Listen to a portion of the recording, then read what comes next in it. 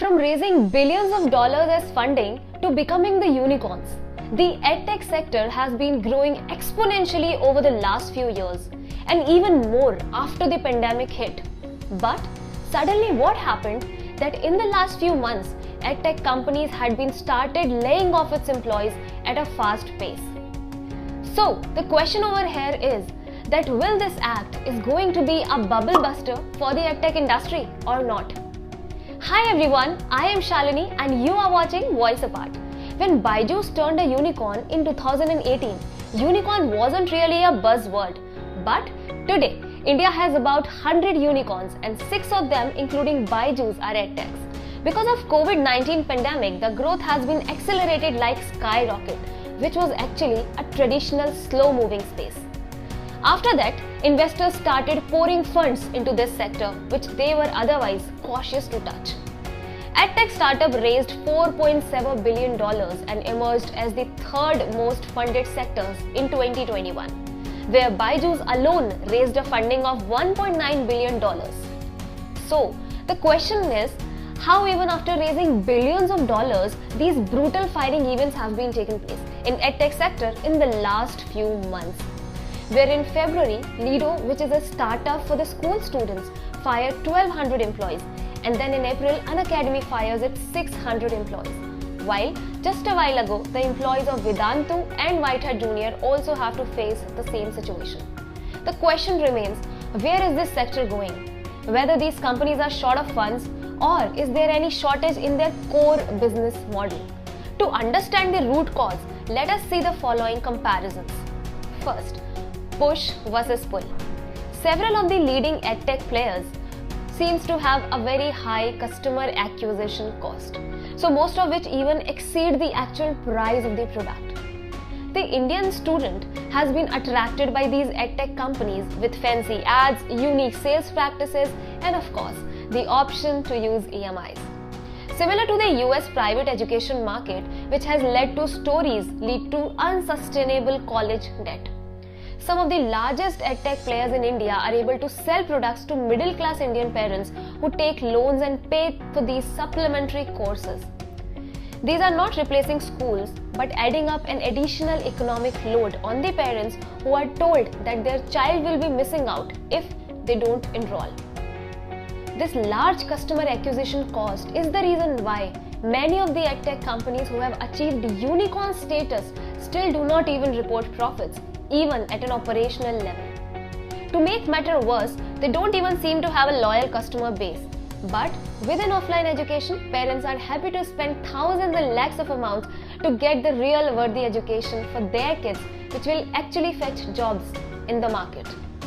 If edtech companies can improve their customer acquisition cost and develop such a business model that create more pull rather than the push, means where customer attract automatically towards them by the real market value they provide, rather than we are attracting the customer by way of heavy advertisements, their business model will appear more sustainable. So the another point we can look is certificates versus outcome. Most informal players in the education space are especially those in the higher education and employability fields are focused on credentialing and certification. Very few of these certifications will actually lead to the employment in the market. Only a handful of players even attempt to give a soft placement guarantee. On the other hand, physical institution focuses more on the hardcore placement and earning aspect. And this becomes a catchy tactics for them to acquire more customer. Hence, if edtech sector evolves towards the actual career outcome, it will create a more tangible impact in the learner's life and will easily catch the customer base, which result in lowering their customer acquisition cost. We can also compare between valuation and value. From bygone times, education has been about quality. Parents are willing to walk that extra mile or relocate to reach better schools for their children. Currently, the edtech market reporting is primarily about the valuation of edtech companies, and little is being talked about actual learning outcomes, customer satisfaction, and the impact that these courses have on the students' better future. These sessions are pre-recorded and students are not even getting their doubts cleared. we can easily understand that the long-term success of any educational player will less likely be based on how much money these investors are willing to pour into the newly grown startup and advertising. But it totally depends upon whether the customers are actually satisfied with the products and learning, and they are offering that the tangible results in the form of monetary value.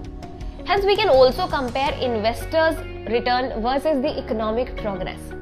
Now people, education has traditionally been a not-for-profit sector in India. Yet, most edtech companies are looking for profit. With so many for-profit investors sitting on their board level, it seems like most of the value is going in the hands of a few. Instead of economy progressing, a few investors will benefit. We need to think, is that what India needs?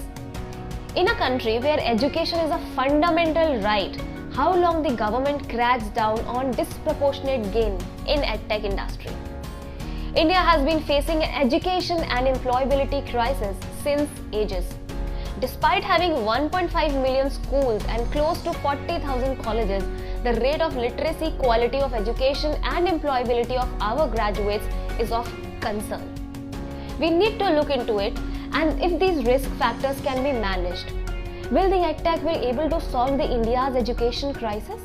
If yes, they are able to actually solve the problem of educational outcome and create work-ready graduates, then only they are here to stay.